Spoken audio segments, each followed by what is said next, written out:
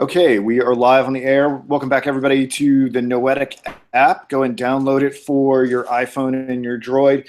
Today, we'll be resuming our discussion of the 18 Upbuilding Discourses by Soren Kierkegaard. We'll be doing, I believe, the third installment in 18 Upbuilding Discourses. The 4 Upbuilding Discourses, I guess these are from 1843, 1844-ish. We can say a little bit more about the background about that later.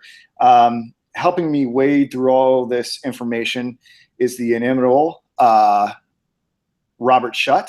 And Robert, I'm really happy to have you back to help me figure out what Kierkegaard is saying here. Yep. And I think what would be really helpful, since this discussion of Kierkegaard heavily employs the character of Job,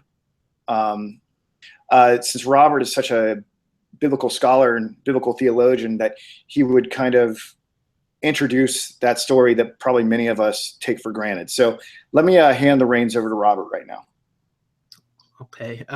Well, good morning or good afternoon, depending upon which side of the coast you're on. Just to kind of begin, I do have an opening statement that hopefully will give us an idea, or give you an idea of what we'll try to cover and what Kierkegaard tried to offer us in his writing here. He uses Job, and Job, of course, is an example of to all the faithful who suffer. Many times when we experience some kind of loss or some kind of tragedy in our lives, our sorrow can overwhelm us. We can become lost in that sorrow. And the importance of Job, and the whole reason that Job is even in the Bible, is because his story shares that kind of a moment with us. We can relate to Job, even if we're not presently experiencing some kind of catastrophic event. The fact is, there's always that potential in our life to experience tragedy. He doesn't, and the importance of Job also is he doesn't bring us to some new theological understanding of why we suffer.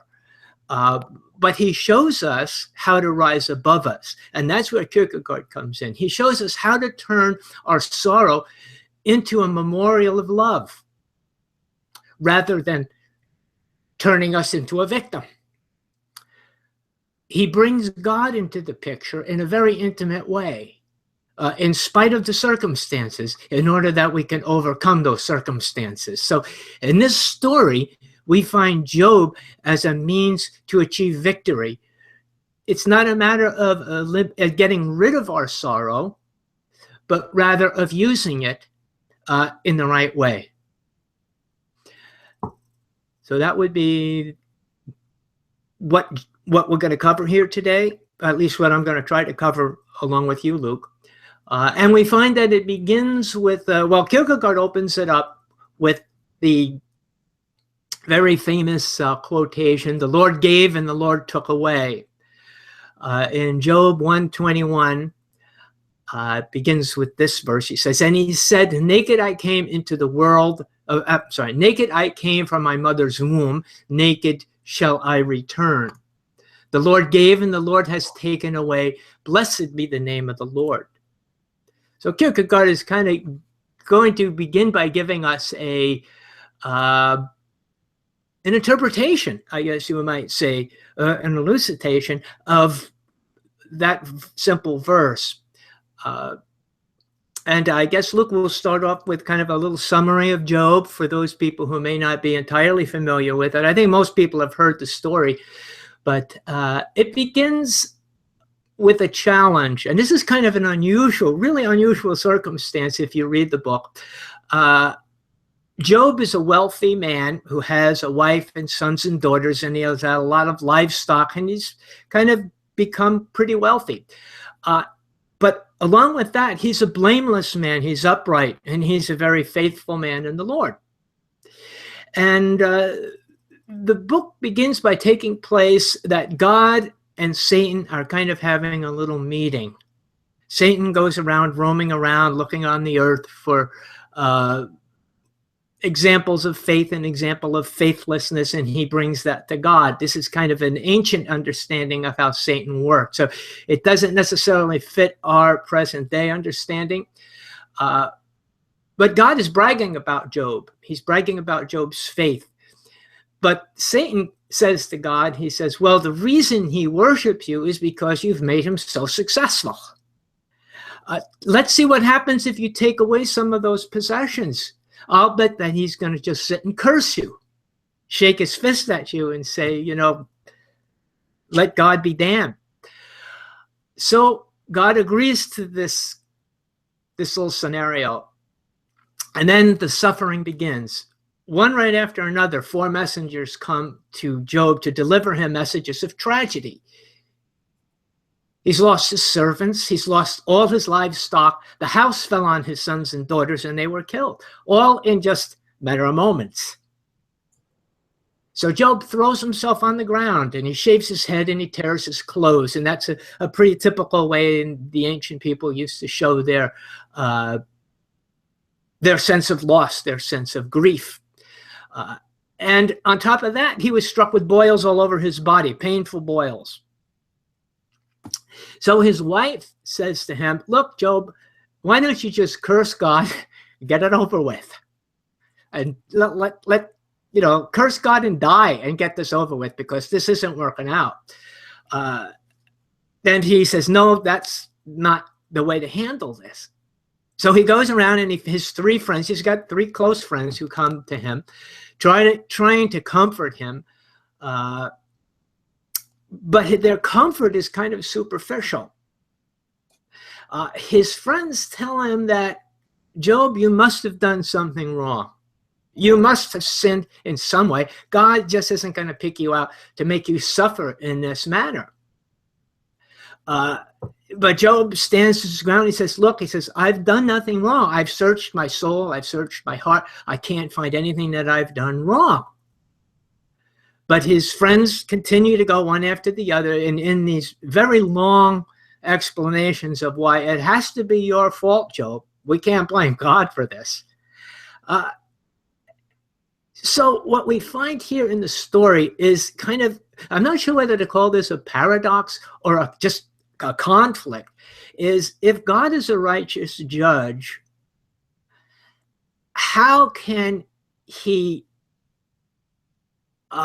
cause such grief and suffering on someone who's innocent? So that becomes the conflict that that Kierkegaard is going to deal with. And I think Kierkegaard seems to love these conflicts. He seems to go through scriptures, searching for them, finding them, and then trying to somehow resolve them in some manner, or at least give us some more understanding. But in the end of the book of Job, which is extremely important, God never explains to Job the story that the reader has. In other words, the reader knows that there was this little deal going on between the Lord and between Satan. But Job never hears about that. And Job scolds his friends because they apparently are assuming too much and placing their theology a little higher than they should be. Rather than seeking out God's true character, they depended more upon their own theological understanding of the fact that God would never punish anybody who was righteous. So in the end, Job does receive back all that he had lost. But he never does get a real explanation as to why this happened. So that's where Kierkegaard is going to pick up the story. Any comments on that, Luke? Any questions on the biblical side of it? I mean, I think it's a pretty accurate rendering. I think the thing that's of concern to me in studying Job is how frequently this story is interpreted in different ways by different philosophers. I really thought it was only sort of a preoccupation of Kierkegaard's, but I've been doing a close reading of Kant's Religion Within the Bounds of Mere Reason, and Kant picks up on other aspects of the Job story and gives a different rendering to try to sort of resolve the conflict of the paradoxes or whatever. And there's obviously Jung did a work called The Answer to Job, and I can only imagine the deeper I go into the literature that there are going to be other significant figures that have dealt with the issue of Job. Actually, what we'll be doing on Noetic is we're going to do I don't want to call it a dramatization, but a reading of the Jewish Publication Society's version of Job, so we get all the details, because it seems like with Kant and Kierkegaard, they tend to in certain passages from it and then sort of develop a theology from that. So I think it would be helpful for people who are listening to have the whole book available to them. Yeah, that makes a lot of sense. I didn't realize there were that Kant and other philosophers really delved into that book. So that might be interesting for myself to look up. Hopefully my rendering is somewhere neutral and not too much trying to just focus on that one aspect, because I know Kierkegaard does tend to do that with scripture. He uses scripture to make his point. So it would be interesting to see other people and what their rendition is of that too. Yeah, Job is going to present a lot of problems for Kant because it defies rationality. The fact that there could be a holy, just, and omnipotent God that would allow for such a fate to happen to a morally upright individual such as Job. Whereas Kierkegaard is going to embrace paradox in the name of spiritual trial. For Kant, that would be totally unacceptable, because that would diminish God's standing. So, but they answer the question a little bit differently. Actually, I'll be working with a fellow, George Washington, who actually thinks the two views are reconcilable. So I look forward to Friday talking to him about this and seeing what sort of synthetic view he can come up with. Should we say a little bit about I guess just the chunks of it, the preface? I mean, information here in this first discourse. We saw earlier with other discourses, and also within, I believe, the 3 discourses on imagined occasions, Kierkegaard is going to dedicate this to his father, Michael Peterson Kierkegaard. And he notably writes out formerly a clothing merchant here in the city. Presumably he's just trying to show his indebtedness to his father. And just to frame this historically, it came out on December 6, 1843. So if you're keeping track of the polyonymous timeline of the first authorship, he would do 2 more installments of 18 Upbuilding Discourses, and I think this came out just before Philosophical Fragments. Yeah, Philosophical Fragments came out on June 13th, 1844, and actually I see, at least early on in this discourse that we're going to talk about today, some of the ideas that are developed in the Philosophical Fragments further. And it also occurred a few months after his release of Fear and Trembling and Repetition. So if we just want to have an understanding of where this direct signing fits in with the pseudonymous literature. That's good. That's great. That's great. Yeah. Okay. I think going to the preface is a good idea.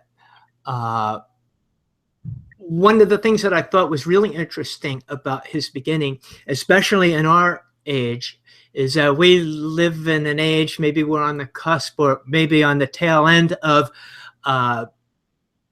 the idea of the deconstruction in literature, where once the author writes a book and he publishes it, he loses any control over what was in the book, and it now becomes the property of the reader to sort of interpret it in any way that he sees fit. And it's kind of interesting that Kierkegaard here, he does give the reader an important role, but he doesn't really give him the full rights to interpret it in that deconstructive manner. But rather, he does it for the hope of a communion of ideas, is I think the words he uses, which is a transference to a common conclusion. In other words, Kierkegaard believes that we can have a communion of ideas, and it's not just the writer has one set of ideas and the reader has a completely different set of ideas. So this is important for me because I try to deal with that idea of postmodernism with some of the people that I teach. So I think that this was, again, an important way that Kierkegaard explains this. He shows that deep appreciation for his reader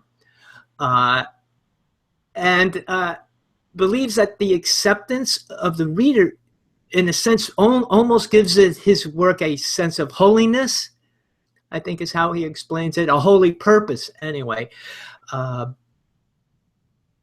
Now, I have a question for you kind of about this. According to Kierkegaard, he creates an intimate relationship with the reader. He kind of appears to focus on his reader when he does his writings. And I do that myself. When I write, I focus. I kind of create an audience in my mind, and I say, this is the audience to whom I'm writing. And I'm wondering if you tend to do that I know you've done a lot more podcasts than I have. And I'm wondering if you have that same imagery when you give a podcast. Do you kind of think of a particular person or audience or characteristics of your audience when you do that, or not? I think it's a really wonderful question. What's interesting is that I think I've thought through a lot of this question a lot in my previous career as a music producer. Whenever I would try to make something perfect or beautiful, I would try to always extrapolate from my personal situation and try to imagine an audience expand to infinity, so the greatest number of people would find this particular piece of art that I was making to be a beautiful thing. And I think it's hard for me to get out of that entirely, because I am susceptible to criticism. And, when I first started the Noetic project, it was just going to be a lecture series. And what I realized in that process is that people actually are lectured to all the time. They like the dialogue. They like this back and forth that I have going on. It makes the absorption of philosophical ideas easier in some way. And Socrates, Plato knew this, obviously, because the first real complete works of philosophy are written as dialogues. So I've absorbed that criticism and remain open to it. And as far as anything else, I think about like what makes for a good educational product. I try to do a lot of, I want to be very efficient, and I want to not waste anybody's time and make sure that we do a lot of prep work. But at the same time, leave room for spontaneity and improvisation for questions like this that you asked. Now, I'm struggling with this question in regards to other disciplines as the Noetic app opens up and I start to take on things like poetry and literature, things that are outside my area of expertise. And I'm finding that I'm having to make myself uncomfortable and learn new teaching methods. The ones that I've developed for philosophy, though I think they're good, they may not necessarily translate into the realm of literature or history or art criticism. So, I think I have a good idea of what works for philosophy, but it's always up for amendment, and it's especially dynamic in regards to the other disciplines I'm starting to involve myself in. Okay, great answer. Great. I didn't want to put you on the spot, but I thought it was.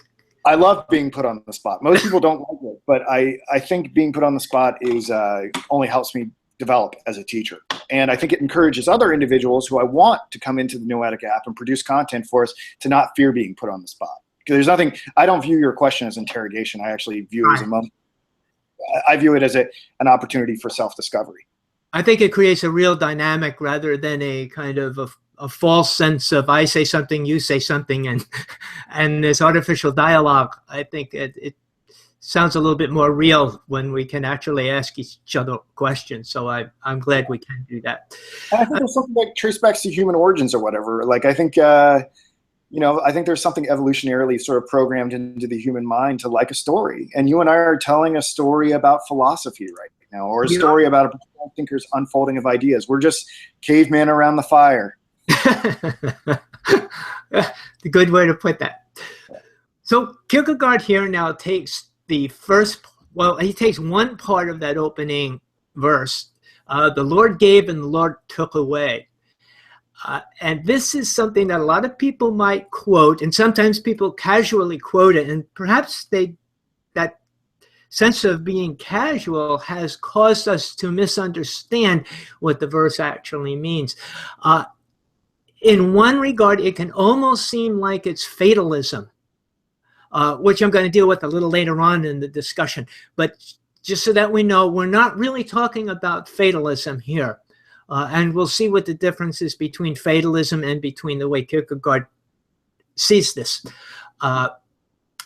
He begins with the difference between a teacher and between a model. He's trying to narrow down and identify Job, exactly what Job is doing here, or the story of Job.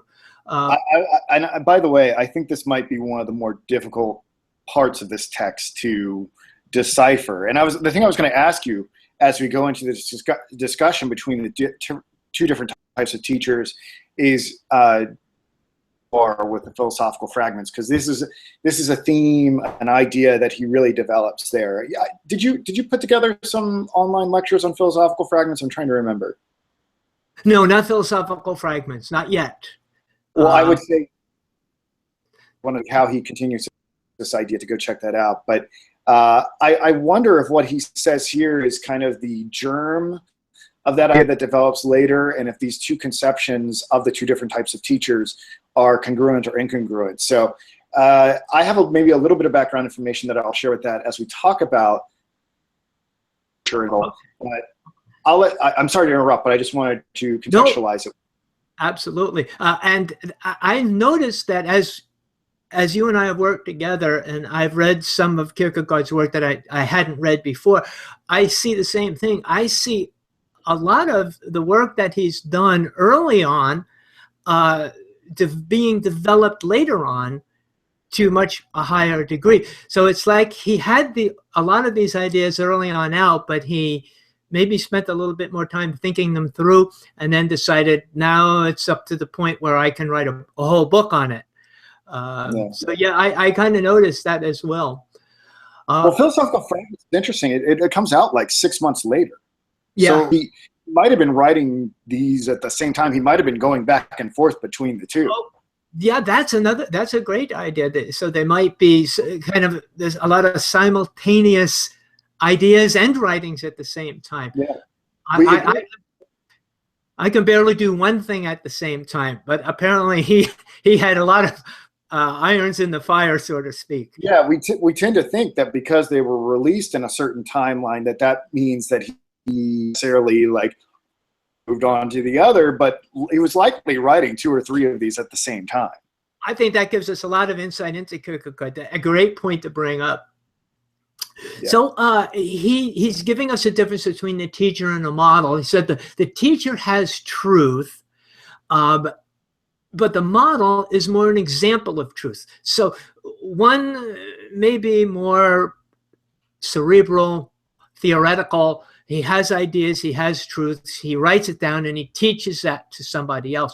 But the idea of Job is that he's a model of that truth. He lives it. He's not just teaching it through a medium of words or language, but he's teaching it through the medium of his experience of actually living it. And that's for me, that's a much more difficult way to do it. A lot of people can say very lofty things, and we see that all the time, televangelists and so forth. It's easy to say things that are perceived as being extremely intelligent or philosophical or spiritual, but living it is a whole different ballpark. And I think Kierkegaard grasps that. And I know that both of us know his life situation, and I think we can see where that probably originates and comes from. The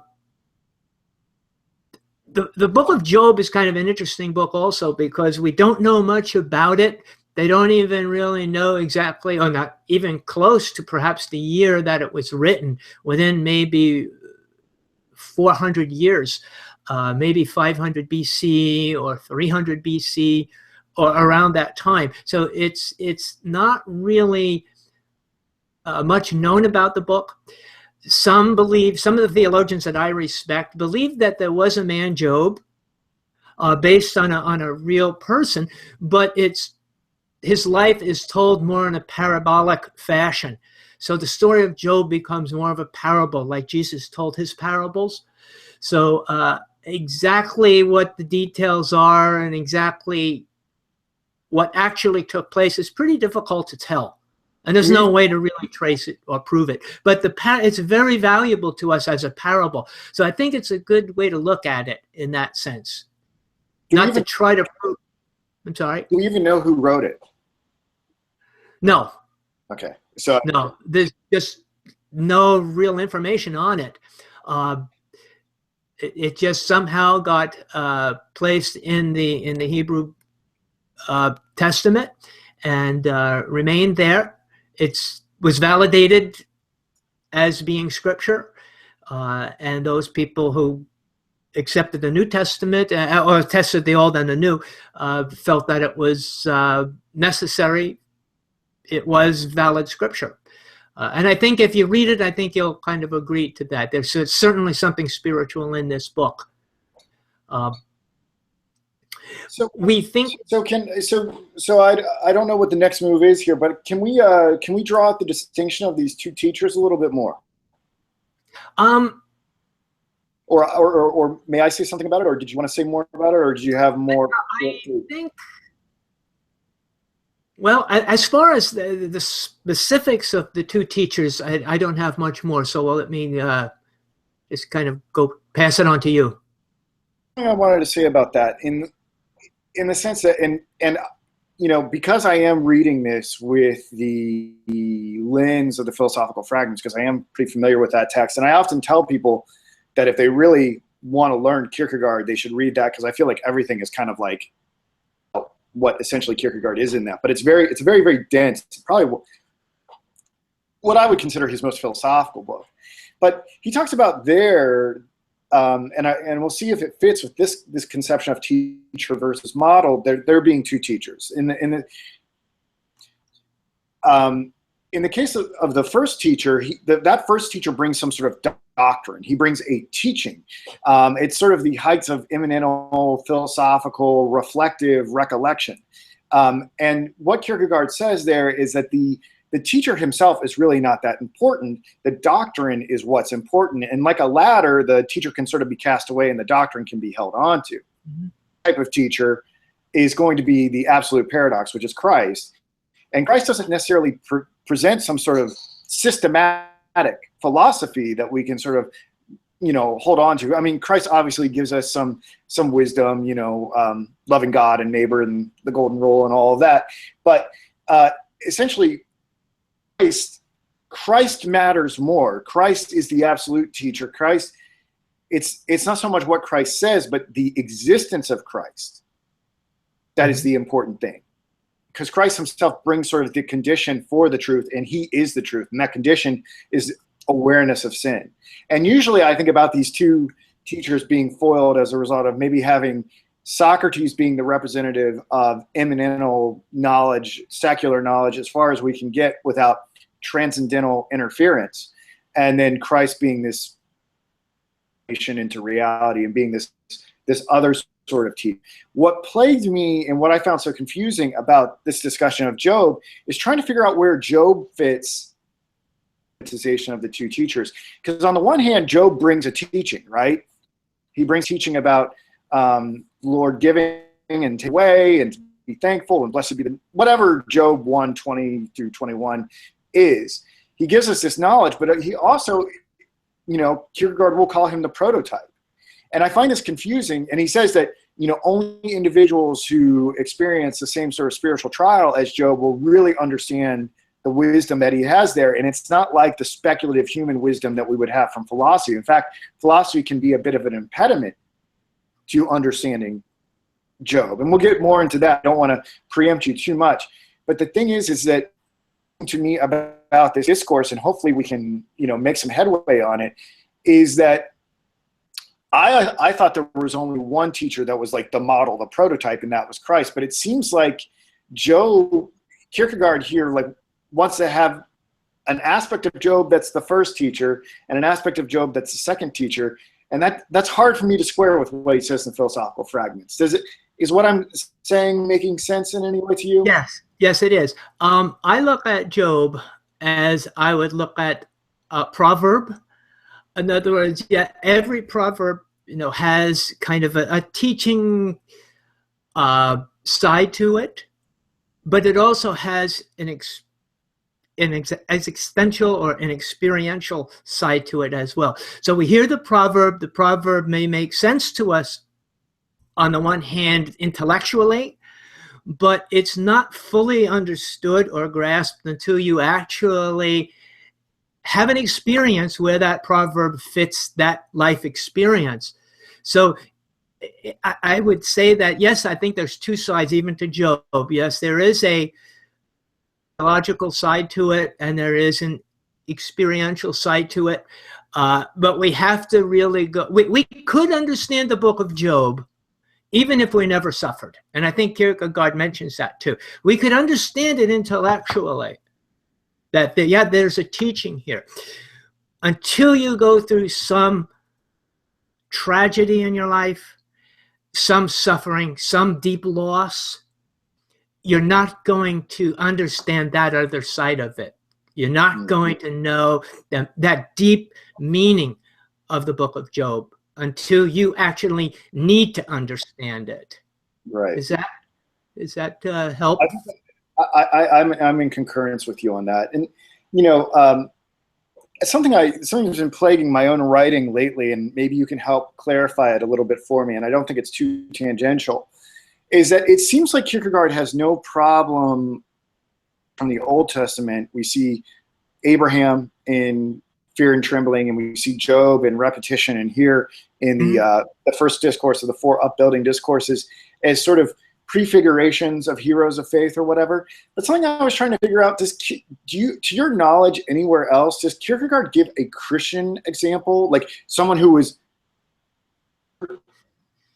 the incarnation and said, well, this person, obviously a hero of the Christian faith? It seems like the heroes of faith that Kierkegaard picks are all Old Testament people, and figure out, A, is it true that he doesn't pick, you know, a more modern example?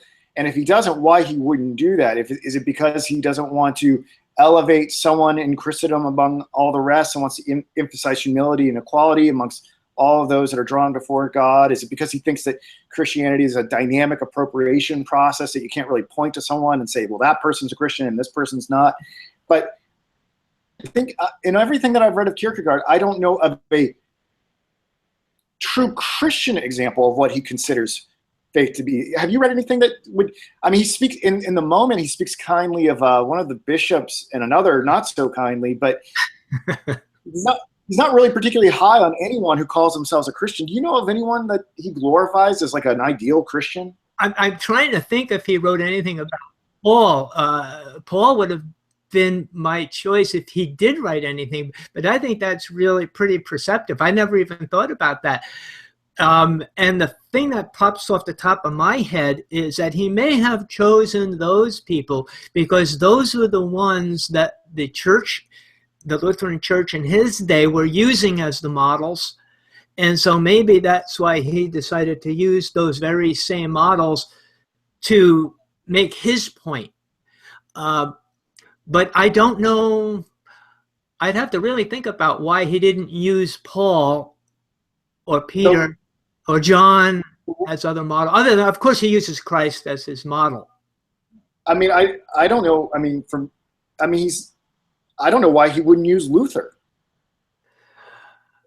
He wrote a little bit about Luther, but not as a model so much. He just kind of, I think, mentions his theology here and there. But yeah, that's an interesting point. It seems like to me that Luther undergoes a similar spiritual trial to Abraham and Job. I mean, he has to, you know, he has to choose between like established moral creeds and what he believes authentically, and has to weather that spiritual ordeal. I mean, well, do you think it's possible that he didn't want to use extra biblical characters because he was concerned that people might drift away from their focus on Christ and begin to put these other people as models in place of Christ? Yeah, I think idolatry was a big concern. Okay, yeah. I think that resonates with the point I was making about how he was concerned about preserving the equality of all before God. Because if we start talking about, but I wonder why he's okay doing it with people before Christ, but after Christ he's not okay with it. Like, it's okay to romanticize Job and Abraham, but not okay to talk about or even a contemporaneous bishop the same way. It may have just been his own what would I say? where he placed the value. Maybe he just really liked the Old Testament a great deal, and he found these people to be stand out in his mind, so that's why he chose them to write about. But that was a good question. Now, well, I'm glad we're on the same page. I mean, I figure between the two of us, if we can't think of an example, there must not be one. I think together, I think we've covered almost all his books. But well, we do come at it from two different points, and hopefully, you know, we can hit the same target, or hit the target together. Okay, so let's talk a little bit about I guess we should progress a little bit more about like what Job does for humanity, what he teaches, and how he teaches it. I think you were, maybe just to go back to what you were saying earlier about the, I guess, did you say parabolic? Is that a word? I think of parabolas, yeah. But well, I didn't make it up. I read it somewhere, so otherwise I wouldn't have trusted it. But I actually read the word parabolic, so I'm going to use it. Yeah. Well, today, so I don't think a little bit to the two-tiered nature of what Job teaches us, and it's more than two tiers. It's actually more complicated than that. But why don't you riff on that for a little bit? Okay. Well, I'll kind of pick up where I left off here somewhat. In the story of Job, well, when we actually face, I should say, in our own lives, when we face a sense of suffering or sense of loss, you've heard of the stages of grief, and one of those stages is blame. And if we can't blame the doctors and we can't blame some other causation, we usually turn to God and shake our hand at God and say, why did you do this to me? You know, we challenge God's decision process. We wonder, what's motivating you? You're supposed to be a God of love. How can you bring about suffering? How can you allow, if you don't bring it about, how at least can you allow it to happen? Which brings up that conflict within us and that paradox. And so our temptation is to actually lose our faith and to blame God as being wrong. And this leads to a sense of despair about our faith. But Kierkegaard tells us here that despair can actually have the potential, or as he calls it, the seed of faith. So instead of, one of the things I think we do, and perhaps some people do in trying to advise us, is that they behave like Job's three friends. They come and they give us some superficial understanding and saying, well, you know, don't blame God, don't go into despair, don't do this, don't do that. Rather than saying, okay, let's take a look at the despair. Let's go through the despair. Let me hold your hand as we can go through it together. Because Kierkegaard says despair isn't a bad thing, because within despair is the seed of faith. So there's a great quotation here that I've marked off here that I really love it. It's in the I think it's in Sickness Unto Death here. Let's see if I could find it. He talks about tragedy and terror as man going through terror, and then praying to God about this terror. And he says, so then God helps him, perhaps by letting him escape the terror, perhaps by means of the terror. And the fact that here, unexpectedly, miraculously, divinely, help appears. So according to Kierkegaard here, the tragedy may be part of our development, our understanding of faith, our understanding that we never had faith to begin with. And this tragedy reveals that in our life. It reveals whether we really did have faith or whether we don't have faith. And that's a good thing. Going through life, living under deception that we're faithful people because we go to church and because we say our prayers and because we do our fasting, that would be really the sin. Rather than accept the fact that we have despair and we don't understand God's will and why God is letting us go through that. That would be, I think, what Kierkegaard said, is developing that relationship of truth with God. And sometimes it starts out deep down there, and that's in the pit, in the darkness, when we best see the light.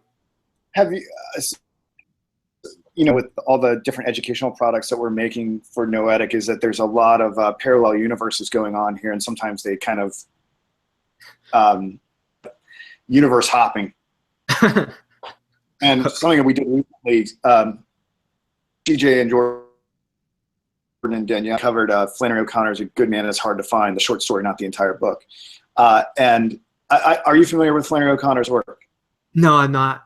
No. I would highly recommend. There's a recording of her giving a recitation of her work available on YouTube, but I think that this idea of the moment of despair and tragedy, elucidating whether or not you had the faith to begin with, is probably a theme that she took up in that. And from what I understand in her journals or whatever, she was a reader of Kierkegaard. I wouldn't be surprised if that story illustrates this idea that you just talked about.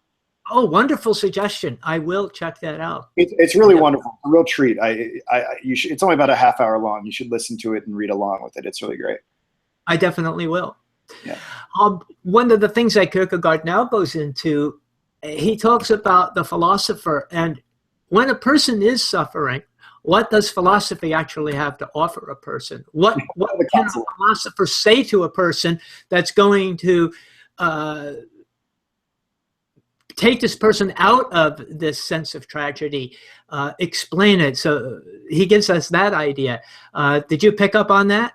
Oh, yeah. I mean, and the thing is that I'm constantly reminded of this all the time. As, I think individuals tend to think that I may have some sort of extra profound wisdom or something like that when something hellacious happens in their lives, or a relationship falls apart or something like that. And it reminds me of just how little I have to say, despite how many philosophical texts I've read. I'm like, derp.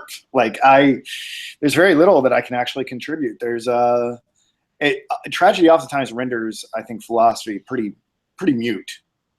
Philosophy can do a lot of things. I think philosophy is absolutely wonderful. I think it adds a richness and meaning, and teaching it here with you right now is a very vital activity for me. It makes me feel alive, but I'm not sure that it can ultimately sort of explain away every tragedy and mystery and scandal of existence. And I think what Kierkegaard is trying to say here is that it can really be an impediment to understanding the Job story.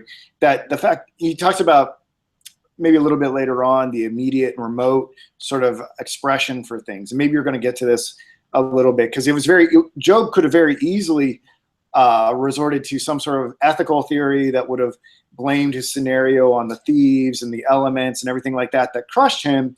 And he doesn't. He doesn't. He traces it back to God, and we'll have to ask ourselves why he does that. And he says that, there's this quote that I'll hand it back to you that I think addresses the philosophy about how it can lead to uncertain explanations. He says on page 114, perhaps the deliberation would at some time have its importance for him. Perhaps it would happen that the deliberation would become vivid and present in his soul just when he needed it in order to penetrate the confused thoughts of his disquieted heart. Perhaps it would happen that what deliberation understood in pieces would suddenly come together, reborn in the moment of decision. That what deliberation sowed in corruption would rise up on the day of distress in the incorruptible life of action. So what I hear Kierkegaard saying there is that by and large, philosophy is going to be sort of a distraction from understanding these things. That it's going to be something that takes us off the route of faith, that we're not going to be able to have faith or have explanations of faith through philosophy. But maybe it all sort of works together to somehow get us to that moment where we understand the incompetence of philosophical deliberation, and we sort of hand ourselves over to the action of faith in that moment. But I'll rein myself in and let you continue.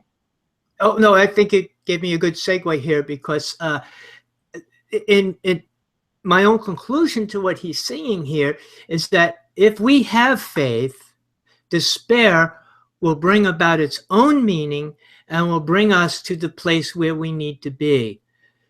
So despair is, in a sense, part of God drawing us towards himself through our need for someone, not for something. We may want an answer, but the answer is in the character of God, not in the philosophy about God, or not in the religion, but more in the character of God, which is actually how the story of Job unfolds and how it finally concludes.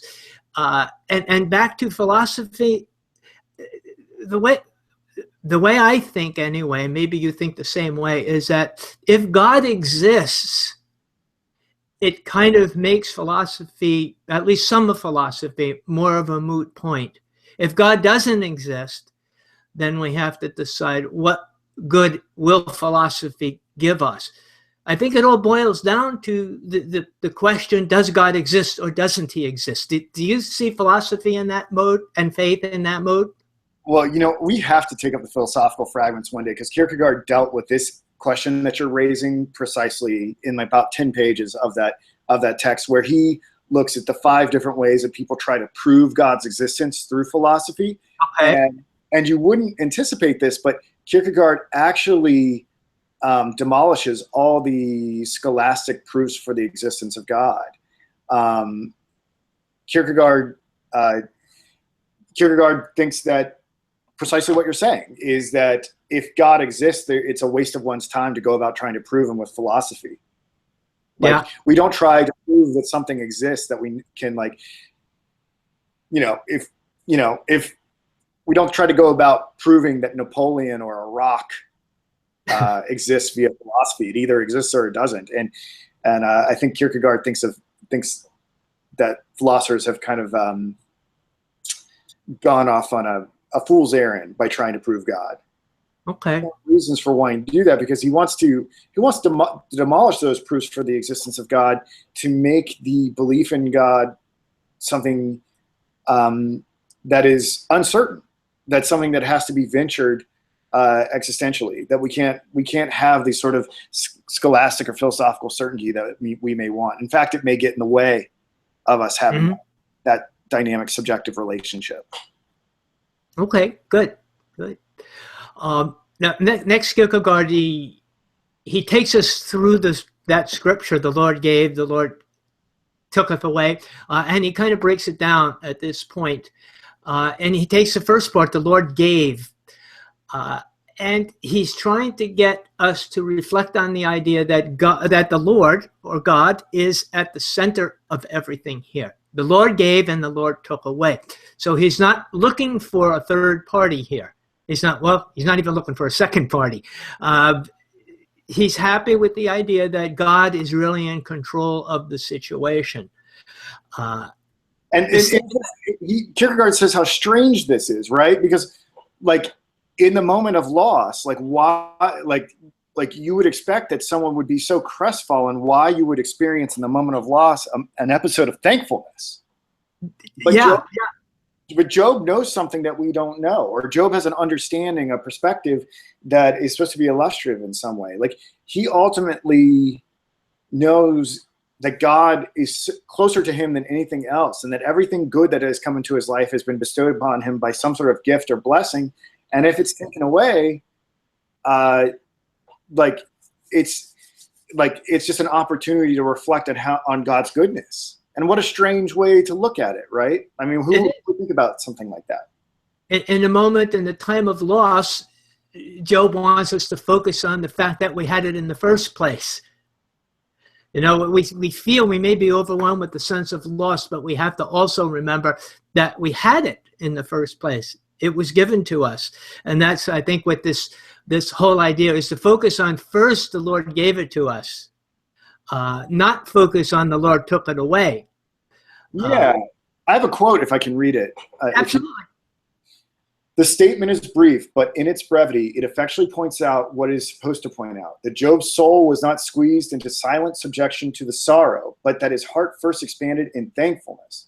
That the first thing the loss of everything did was to make him thankful to the Lord that he had given him all the blessings that he now took away from him.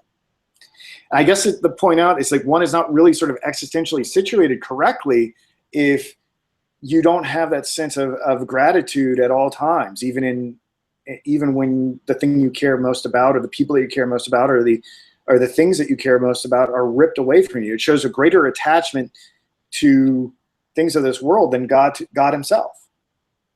Right. I would agree. And I think what we see here also is, again, this is not just something proverbial that says, oh, the Lord gave and the Lord took away. It's not just a proverb. It's Job really believing this because he's giving us an example of faith. He's showing us what a real person who has faith in God, how he will deal with this kind of suffering. He's not going to try to interpret it, but rather he's going to reflect upon it a little bit more, to see all the positive things that he can get out of it, to reflect upon it in a truthful manner, truthful with himself, including his grief, including his sense of loss and his suffering, but everything being, what would the right word be? Everything being subject to his belief and trust, to his trust in God.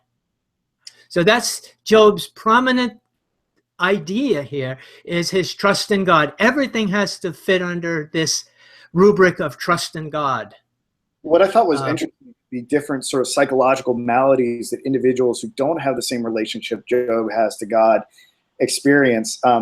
So I thought this was one of the more poetic lines from the text. He says on page 117, what had been his eyes' delight, his eyes craved to see again, and his ingratitude punished him by inducing him to believe it to be more beautiful than it had ever been. Yeah.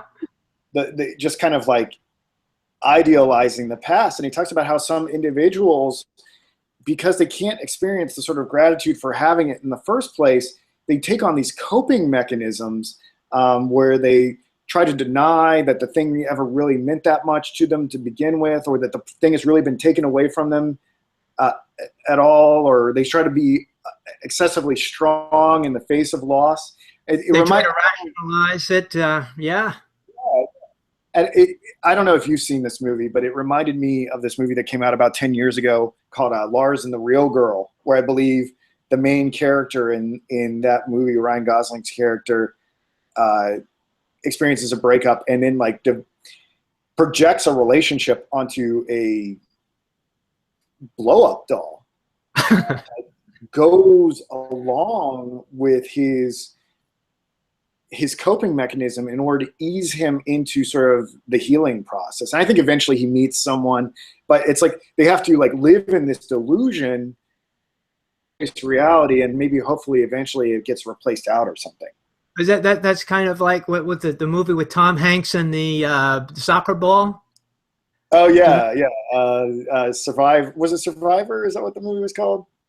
Oh, I forgot the name, but yeah, he's like shipwrecked or something, right? Yeah, right. That kind of reminded me of it with the blow-up doll.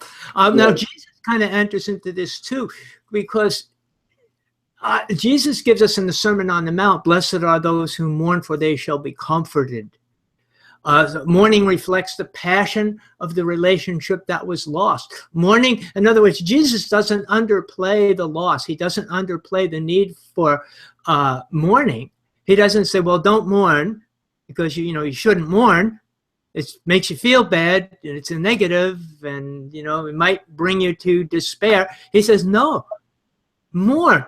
And not only mourn, but you'll be blessed if you mourn, because that's the process, not only the process of healing, but it's the process of coming through,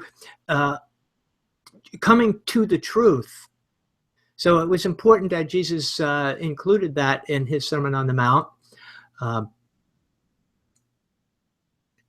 So I'm looking at my notes, and we're kind of, you touched on a lot of that information already. The next part he talks about is, now the Lord took away. Yeah. So the Lord gave, and now the Lord took away. Job sees his loss as something done by God. He doesn't find it, Satan took it away, or circumstances took it away, or disease took it away. He sees God in control of everything. This is how Job's faith operates. We don't always look at faith that way. It's easy, in circumstances to find that party to blame, and some reason it makes us feel a little bit better. It's difficult to see God in control of this, even in our suffering. Yeah, I'm the quotes guy today. I think it's pretty accurately captured on page 121, if you don't mind. No, go right ahead. Yeah, Job traced everything back to God. He did not detain his soul and quench his spirit with deliberation or explanations that only feed and foster doubt. The person suspended in them does not even notice that. The very moment everything was taken away from him, he knew it was the Lord who had taken it away. And therefore, in his loss, he remained on good terms with the Lord. In his loss, maintained intimacy with the Lord. He saw the Lord, and therefore he did not see despair. And what's interesting about all this, and we'll have to talk about this, is that because he understands that God is, like, he doesn't blame any of the other things that, like, any normal person would say took, his fortune away. It gives him this leverage over the world. Even if someone were to come at us with a knife or a gun, it's like, hey, you think you're in control of my life? You have no control. Like, you're really just part of, like, this whole divine drama that's going on. So kill me if you must, but like really, you're not killing me. This is all a part of what God wants. And he says that this takes away some of the despair. We're not afraid in, like, the face of a tsunami that could crush us, or the robber who, like, steals from us at knife point or gun point or something like that. But I thought was interesting is, like, why this wouldn't introduce a different kind of despair. So maybe it gives us a way to conquer the world, and we're not so, we don't fear things as much. But I can't imagine that it's the most comforting thought in the world to think that God has fatalistically arranged these things. So I don't know. I guess I would toss it back to you. How you deal with that? Well, I think that one of the things that I saw in that, and I try to practice in my own life, as far as finding people to blame for tragedies, is that makes us a victim. And I think this is one of the things that Kierkegaard addresses, is that when we give all power to God, we're no longer a victim. Jesus, and I think I've mentioned this to you before, maybe in a previous at a previous time, that Jesus himself uses the same idea when he's being arrested, when he knows he's about to be led away to be crucified. He doesn't give credit to the Jews. He doesn't give credit to the Romans. He doesn't give blame to them, actually. But what he says is that you're not taking my life. I'm giving my life. And a person might look at that situation and say that's kind of laughable. It's comedic, because here you've got the military coming down with spears and swords, and tying you up and going to lead you to the cross, and you're saying that we're not taking your life. But he doesn't look at it that way. He looks at it, this is part of God's divine plan. Well, how do we know? And good will come out. Yep. Good will come out of this. Holiness will come out of this. And I am looking at it from that point of view. That's what Jesus does. So I try to practice the same thing in my life. I don't try to find blame in other people for my tragedies. I just accept it. Yeah, I think it's very effective at canceling out the us feeling like a victim. But I guess the question is, how do we not get angry at God? And I mean, Christ had to endure that anger, just as Christ has to, as the incarnation has to endure everything that man has to endure in order for God to fully reconcile with man. On the cross, he says, he says something to the effect of, to his Father, like, why hast thou forsaken me? Right. And how Christ himself is able to move from why hast thou forsaken me to, how he makes his peace with that, how you abandon the indignation and the anger, and you move to a place of of for lack of a better word, resolve or resignation. Acceptance maybe. Yes. Yeah. I think we have to distinguish the difference between faith and the difference between the what was the word? Consciousness of faith.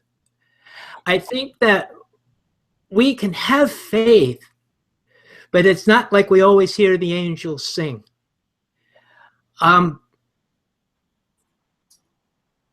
Recently, you know, I've had my own personal tragedy.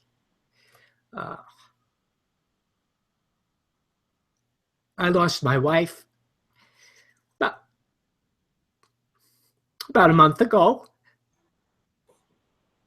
And my faith, I still believed. My faith is still strong in God.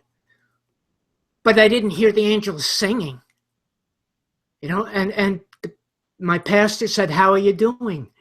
And I said, "Well, I have faith. I haven't lost my faith, but I'm not as conscious of it as I used to be. That needs to heal before I can sort of say, hear the angels singing again." So I can understand what Jesus says. I can understand that sense of being forsaken, but that doesn't mean he didn't have faith. It only means he felt that sense of loss, the sense of despair. But that doesn't necessarily directly tie into faith. And I personally experienced that. So sometimes we need to be in that place. Our faith may not be there yet. We have to keep being brought to that point where we can have that kind of faith. And I think, is that? Yeah. And I think, I mean, given where you are personally with your own grieving process and what Kierkegaard says, it's this last part of what Job teaches us. Blessed be the name of the Lord. And I think this is probably something you in particular can speak to and are probably having effects of. But on page 122, Kierkegaard says, "The Lord took everything away. Then Job collected all his sorrow, as it were, and cast it upon the Lord. And then the Lord took that away from him also, and only praise was left, and in its heart's incorruptible joy." So it's not just that Job, God took away your wife, but he's also going to take away that sorrow in time too. It's not just these external things that will be taken away, but all your pain, your grief, and your suffering, he will take away as well. And in time, you will be transmogrified or transformed into a witness to joy, as Kierkegaard says. Yeah, and that verse is very therapeutic for me personally. I think Job, I think that Kierkegaard really understood that. Unless he went through tragedy, and we know he did, he wouldn't have been able to say that. Yeah. That's not something that you can learn through a teacher. That's something you have to learn by going through tragedy. You have to really understand that faith to get to that point. Yeah. I agree. Yeah, and this would be the experiential dimension to Job as a teacher. Right. That comes to the experiential part. And blessed be the name of the Lord seems to be an unusual way to end that verse, right? The Lord gave, the Lord took away. Blessed be the name of the Lord. It just God himself being God justifies whatever happens. Our faith is not dependent upon the abstract, and it's not something that's dependent upon the what did Kierkegaard call it?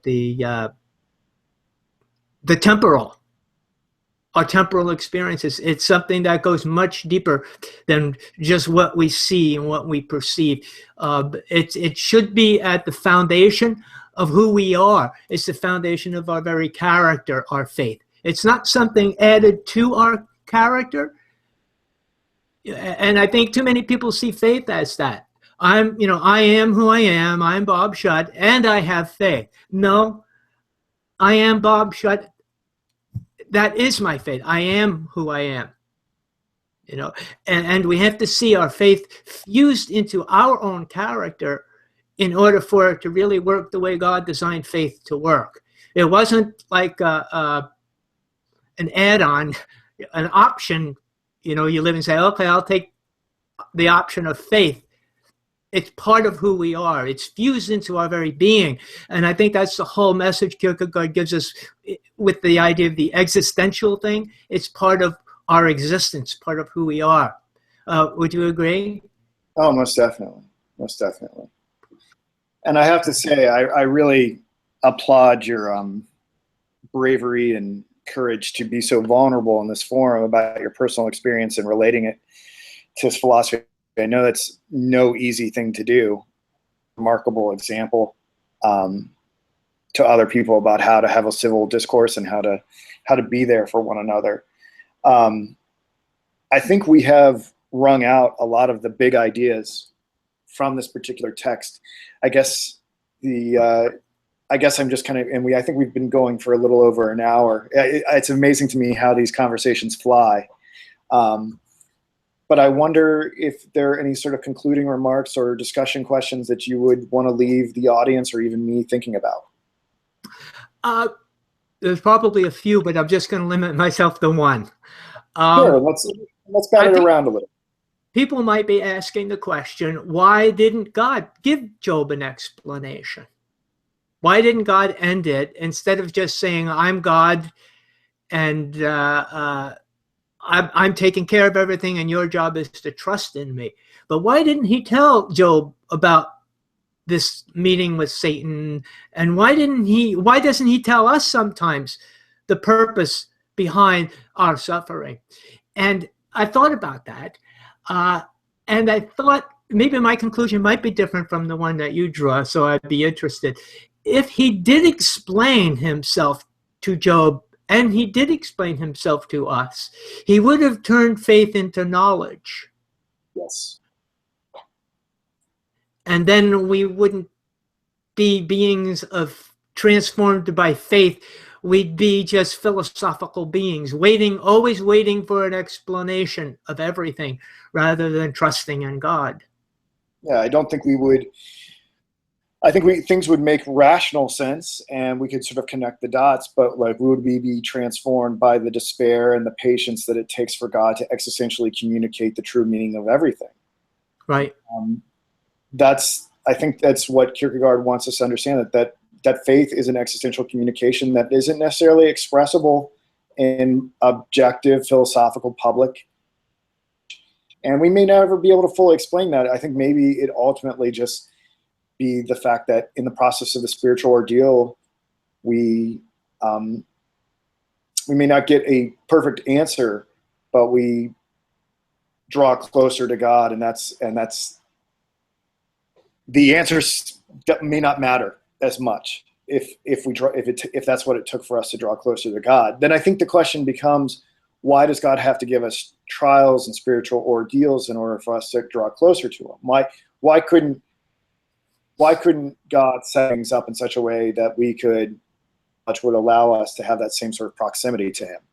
And that's a bigger question. And I think in a part you sort of have answered it, that by comparison, a relationship of knowledge is superficial compared to like the subjective existential communication, that it doesn't really transform our being, that it just sort of adds to a repository of facts and premises and words and data. Well, Paul tells us, he said, knowledge puffs up. And so if we use philosophy, we'd become kind of caught in our own trap of self-indulgence and self-understanding rather than more submissiveness to a greater power than ourselves. So, do you want to leave maybe a couple other discussion questions for the audience? And maybe what we can do next time is start off our next seminar with maybe some conjectures about these other discussion questions, or see how maybe they're answered in the second discourse in the 4 discourses. Okay, well, I have one more kind of comment here that I could make. It's a very short one. something that I noticed in my own reading of through the Old Testament and through the New Testament is that one doesn't really have faith in explanations, but he has faith in promises. And if you notice, the Old Testament is filled not with explanations, but with promises. God is always promising Abraham. He's promising Job. He's promising all these Old Testament people. He's not giving them explanations, but promises, which draws out their faith. In the New Testament, Jesus does the same thing. He doesn't always explain things. He gives these parables, but he doesn't give us detailed explanations. But he also gives us promises, promises of eternal life, promises of salvation, promises of transformation, promises of resurrection. And I just kind of noticed that as a common theme throughout the scriptures of promise.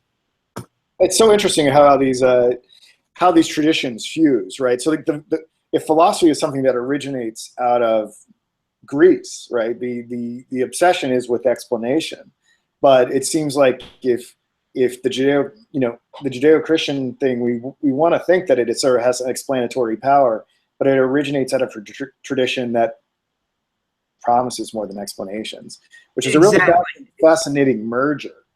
That's what I found. Yeah.